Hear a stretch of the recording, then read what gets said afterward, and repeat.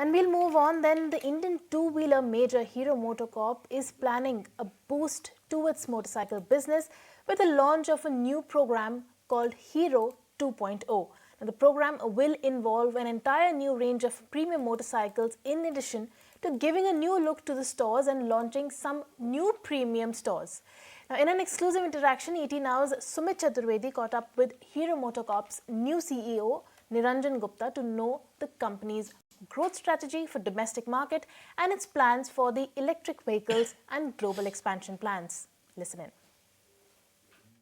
In terms of moving forward, look, we are very strong in the commuter segment. Priority is going to be to win in new segment.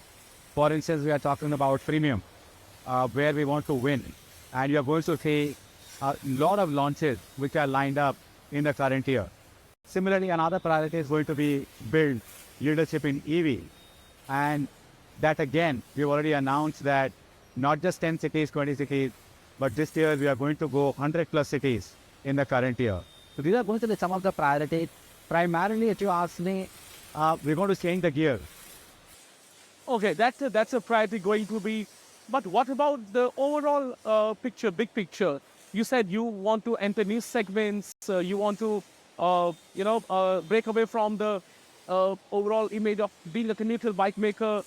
Premium bikes are coming. Tell us more about the premium plan. So firstly, this year you will see the maximum number of premium launches compared to any other year in Hero's history. And I won't give out the name, but they will roll out every quarter. And you will see very exciting product coming from our lineup. The second exciting part about this is the association with Harley. And very often we have been asked a question that while you may have the product, but what about the brand imagery? And Harley, as you know, is known as a premium brand, super premium brand. So therefore, the association of Harley and Hero is going to address that brand question. And the third thing we are going to do is to provide a different level of retail experience and retail excellence for our premium customer segment. And that you will see moving forward, where we are actually going to do a facelift of some of our current stores.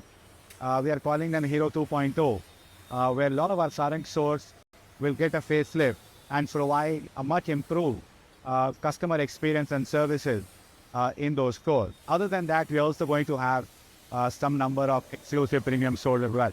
Okay, and let's talk about the sales then. What kind of sales growth do you see this year because of the premium bikes coming, because 2.0? What kind of sales growth, better than industry or with the line with the industry? So while I won't give any number guidance for our number for this year, but let me answer that in a different way, that overall, the economic indicators are tracking in the right direction. You look at the GDP growth, you look at the GST collection, you look at hospitality industry, you look at real estate, all asset classes are moving up. So plus the huge capex spending that the government is doing, it's going to result in higher income in the bottom of pyramid soon. So that gives a very positive picture of the economy in general. And then you have the two-wheelers specifically. Of course, as far as we are concerned, given that we're going to launch so many launches in the premium segment, therefore, we would rightfully expect an improvement in market share as well. So when you combine the industry growth and market share, you can very well assume what the growth of our portfolio will be. Would you like to give a number to the launches, new launches, a dozen we are hearing? Is it going to be half a dozen, a dozen? And what about the product for the whole year? New product will come, or can you give a sense of the product plans this year? I would still leave it to the guessing game, but all I can assure you is that every quarter you will see a new product launch. So not just a variant, but a new product launch. We saw VIDA now, VIDA, your electric vehicle. A lot of things have happened. You have increased prices of VIDA. What's your outlook as far as electric play is concerned? What are you going to do with your electric vehicles for it? See, the electric vehicle space is undergoing a rapid turn right now because of the change in the regulatory space which has happened. We believe that consolidation will be faster, and therefore there's only a few players who will be left. That's one. And second is the focus moving forward given the regulatory changes, the subsidy changes, one will have to double down on innovation to reduce the costs. And that's going to be very important for players to survive and make headway. As far as we are concerned, we are going for rapid expansion. As you talked about, 100 plus towns before the end of March. And let's talk about your global foray. Yeah. Well, we have been seeing your Colombia operations, Brazil starting, a lot of other plans which have always been there as far as global foray is concerned. What about global expansion now? You are present in Costa Rica recently. What about the global expansion plans? See, we have in the last 5-7 years, we've rolled out to 40 plus markets.